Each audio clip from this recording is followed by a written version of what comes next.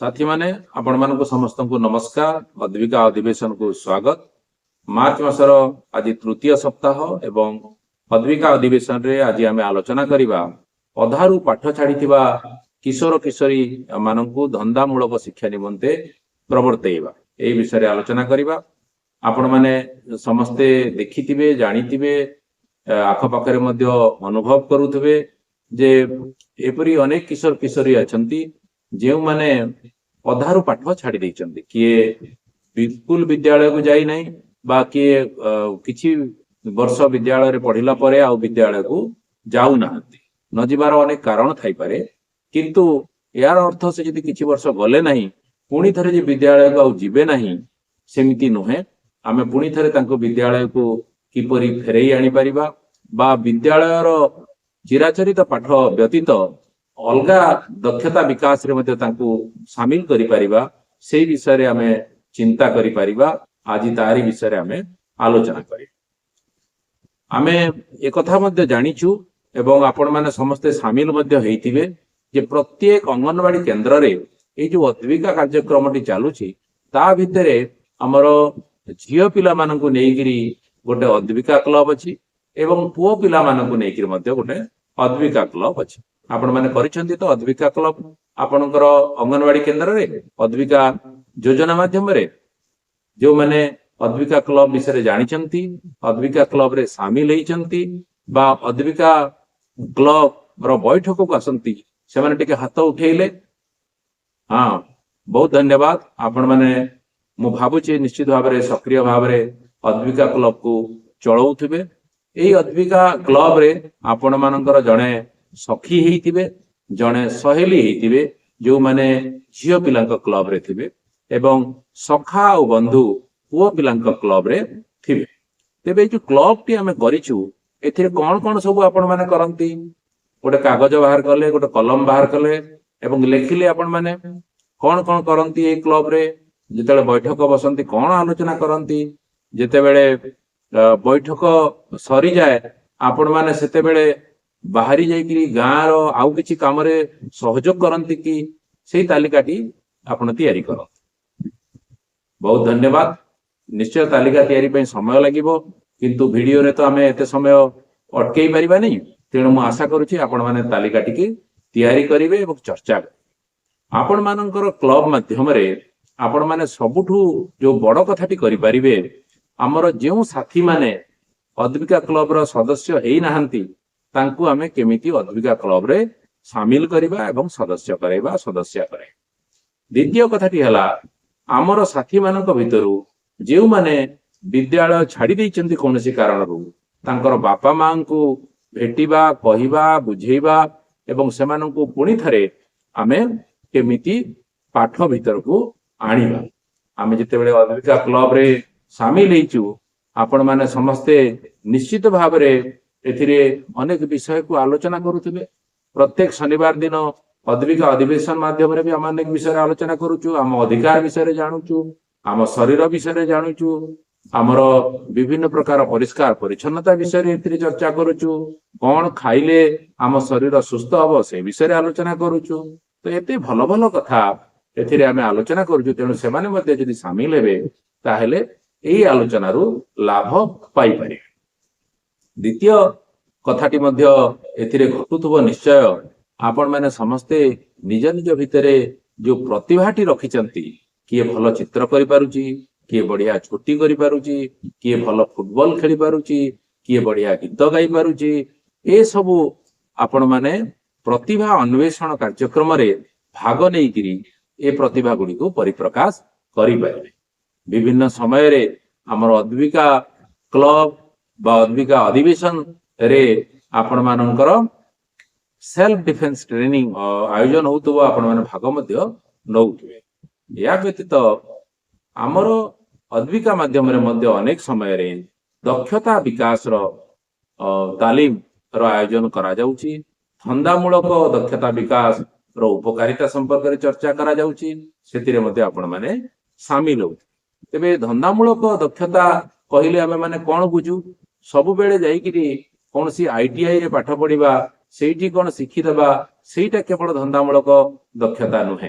ତାହା ନିଶ୍ଚିତ ଭାବରେ ଭୋକେସନାଲ ଟ୍ରେନିଂ ବା ଆମର ବୃତ୍ତିଗତ କୌଶଳକୁ ବଢାଏ, ତାହା ବି ଶିଖିବା ବହୁତ ଜରୁରୀ।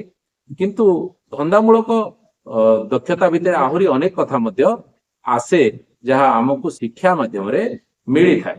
ଯେମିତି ଆମର ଟେକ୍ନିକାଲ ସ୍କିଲ୍, ଯୋଉଟା ଭୋକେସନାଲ ସ୍କିଲ୍ କଥା ଏବେ ଆମେ ଆଲୋଚନା କରୁଥିଲେ, ଯେ ଆମେ ସିଲେଇ ଅନେକ ଝିଅ ଶିଖୁଛନ୍ତି।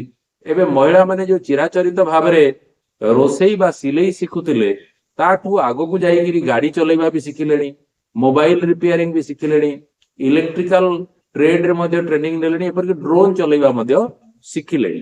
ତ ଏଇପରି ଭାବରେ ଯୋଉ ବୃତ୍ତିଗତ ତାଲିମ ସବୁ ରହିଛି ବା ବାଣିଜ୍ୟ ପରିଚାଳନାର ଯୋଉ ଦକ୍ଷତା ରହିଛି, ତାକୁ ଶିଖିବା ହଉଛି ଟେକ୍ନିକାଲ ସ୍କିଲ୍ ବା ଯାନ୍ତ୍ରିକ ଦକ୍ଷତା। ଏଥିପାଇଁ ଅନେକ ସୁଯୋଗ ଅଛି। ଆମ ଜିଲ୍ଲାରେ ITI ଅଛି, ଆମ ଜିଲ୍ଲାରେ DDU GKY ବୋଲି ଗୋଟେ ଯୋଜନା କାର୍ଯ୍ୟକାରୀ ହେଉଛି।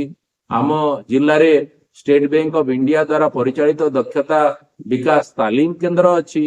ତ ଏଇ ସବୁ କେନ୍ଦ୍ର ମାନଙ୍କ ବିଷୟରେ ଆପଣ ଜାଣିପାରିଲେ ସେଥିରେ ଦକ୍ଷତା ବିକାଶ ପାଇଁ ସୁଯୋଗ ଅଛି ଏବଂ ତାର ସଦ୍ବ୍ୟବହାର ଆପଣ କରିପାରିବେ। ବିଶେଷ କରି ଯଦି ଝିଅ ପିଲାମାନେ ITI ପାଠ ପଢିବା ପାଇଁ ଚାହୁଁଛନ୍ତି, ତାହେଲେ ଓଡ଼ିଶା ସରକାରଙ୍କର ସୁଦକ୍ଷା ବୋଲି ଗୋଟେ ଯୋଜନା ଅଛି ଏବଂ ସେଇ ଯୋଜନାରେ ଆପଣ ମାନଙ୍କୁ ମାଗଣାରେ ସେଥିରେ ଆଡମିସନ ମିଳିବ ଏବଂ 1500 ଟଙ୍କାର ଗୋଟେ ଷ୍ଟାଇପେଣ୍ଡ ରାଶି ମଧ୍ୟ ଆପଣଙ୍କୁ ମିଳିବ ସେଇ ପାଠ ପଢିବା ପାଇଁ।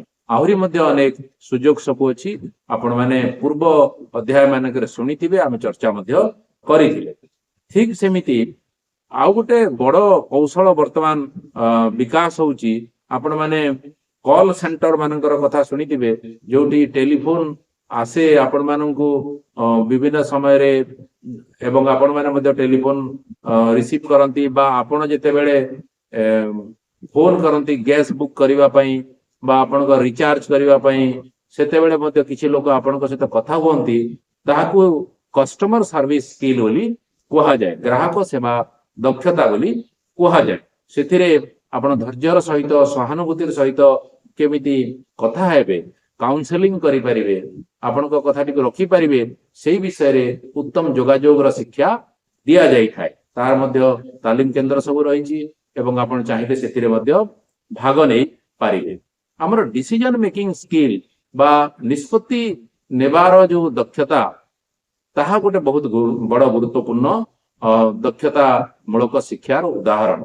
ଆମେ ବିଭିନ୍ନ ସମୟରେ ଭିନ୍ନ ଭିନ୍ନ ଉପକରଣର ସାହାଯ୍ୟରେ ଏବଂ ସମୟର ସଠିକ ଏବଂ ମୂଲ୍ୟବାନ ଉପଯୋଗ କରି ଆମେ ନିଷ୍ପତ୍ତି ନେଇଥାଉ।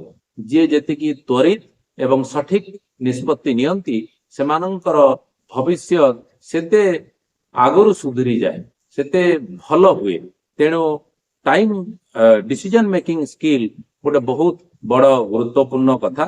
ମୁଁ ଟାଇମର କଥା ଏବେ କହୁଥିଲି, ଟାଇମ ମ୍ୟାନେଜମେଣ୍ଟ ସ୍କିଲ୍ ମଧ୍ୟ ସେଇଭଳି ଭାବରେ ବା ସମୟକୁ ସଠିକ ଭାବରେ ଉପଯୋଗ କରିବା, ସଦୁପଯୋଗ କରିବାର ଦକ୍ଷତା ମଧ୍ୟ ଗୋଟେ ସେଇଭଳି ଭାବରେ ଗୋଟେ ବହୁତ ବଡ ଦକ୍ଷତା, ଯାହା ଆପଣ ମାନଙ୍କୁ ଶିକ୍ଷା ମାଧ୍ୟମରେ ତାଲିମ ମାଧ୍ୟମରେ ମିଳିଥାଏ। ଗୋଷ୍ଠୀଗତ ଭାବରେ କାମ କରିବାର ଯୋଉ ଦକ୍ଷତାଟି ରହିଛି, ଟିମ୍ ୱାର୍କ ବୋଲି ଆମେ ଯାହାକୁ କହୁ, ସେ ଟିମ୍ ୱାର୍କ ମଧ୍ୟ ଗୋଟେ ବହୁତ ବଡ ଦକ୍ଷତା। ତେଣୁ ଏଇ ସବୁ ଶିଖିବା ପାଇଁ ହେଲେ ଆମକୁ ବିଦ୍ୟାଳୟକୁ ଫେରିବାକୁ ପଡିବ, ଆମକୁ ତାଲିମ ଅନୁଷ୍ଠାନରେ ଯୋଡି ହେବାକୁ ପଡିବ। ଆମେ ଯଦି ବାହାରେ ରହିବା, ସ୍କୁଲକୁ ଯିବା ନାହିଁ, ତାଲିମ ଅନୁଷ୍ଠାନକୁ ଯିବା ନାହିଁ, ତାହେଲେ ଆମେ ଏଇ ସବୁ ଦକ୍ଷତା ଶିଖିବାରୁ ନିଜକୁ ବଞ୍ଚିତ କରିବା। ହୁଏତ ଆପଣ ମାନେ ଭାବୁଥିବେ ଯେ ମୁଁ ଏତିକି ବର୍ଷ ବିଦ୍ୟାଳୟର ବାହାରେ ରହିଲିଣି, ମୁଁ ପୁଣି ଏବେ କେମିତି ବିଦ୍ୟାଳୟରେ ନାଁ ଲେଖିବି, ତଳ ଶ୍ରେଣୀର ପିଲାଙ୍କ ସହିତ କେମିତି ପାଠ ପଢିବି, ମତେ ଲାଜ ଲାଗିବ, ଏମିତି ଭାବିଥାଇ ପାରନ୍ତି। କିନ୍ତୁ ଆମର ଶିକ୍ଷା ଅଧିକାର ଆଇନରେ ଗୋଟେ ପ୍ରାବଧାନ ଅଛି ଯେ ଆମର ବୟସ ଅନୁସାରେ ଯୋଉ ଶ୍ରେଣୀ ଆମକୁ ପଢିବାର ଥିବ, ସେଇ ଶ୍ରେଣୀରେ ସିଧାସଳଖ ବି ନାଁ ଲେଖାଯାଇ ପାରିବ। ଏହା ବ୍ୟତୀତ ମଧ୍ୟ ଆମର ଗୋଟେ ଓପେନ ସ୍କୁଲ ବୋଲି ଗୋଟେ ବ୍ୟବସ୍ଥା ରହିଛି।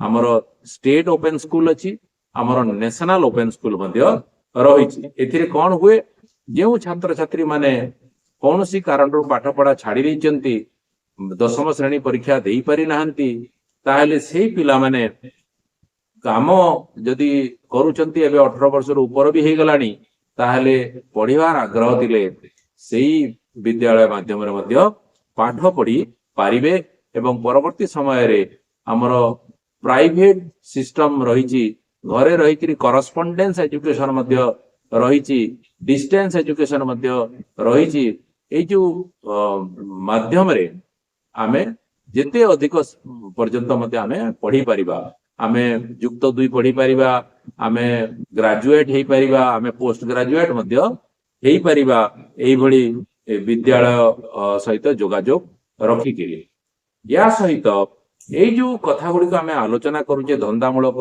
दक्षतार कथा बा शिक्षार कथा एहा किपरि भाबरे आम पाखकू पहुंची पारिबो एथिपाई सरकारंकर अनेक योजना रही पाठ सहित आमको जोड़िबा पई सरकार अनेक व्यवस्था करिसंती आमर जो तपसीलभुक्त जाति एवं उपजातिर पिला माने अछंती तांको पई हॉस्टेल रो व्यवस्था अछि तांको पई स्टाइपेंड रो व्यवस्था अछि आमर झियो पिला माने पाठ पढ़िबे बोली साइकल देवार प्रावधान अछि एवं आहुरी अनेक से बड़ी योजना माने अछि जोथिरे तांको आर्थिक सहायता मिली थाए तेणु शिक्षा सहित जोड़ी हेबाकू चाहिए आपण वर्षे 2 वर्ष पाठ पढ़ा छाड़ी देइथिले भी आपण आसिकिरी ना लिखि पारिबे विशेषकर झियो मानक पई गोटे बढ़िया सुविधा अछि ताकू कहंती कस्तूरबा गांधी बालिका विद्यालय एथिरे हॉस्टेल भी अछि एवं सेठी रही कि आपण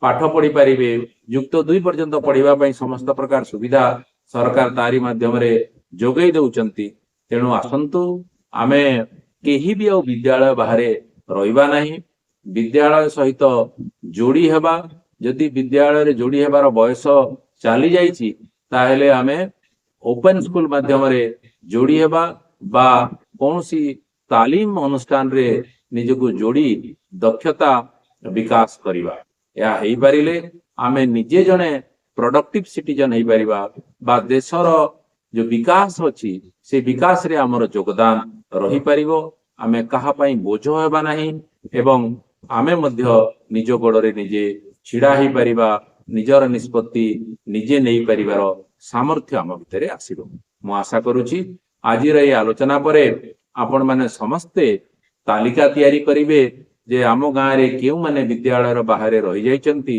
एवं सेही पिला मानक पाखकू जिबे आपण माने सांग माने समस्ते तांको बुझेइबे एवं सेमानंकु तालीम बा विद्यालय सहित जोड़िबार प्रयास करे आज आलोचना को ताहले एठी रखिबा नमस्कार।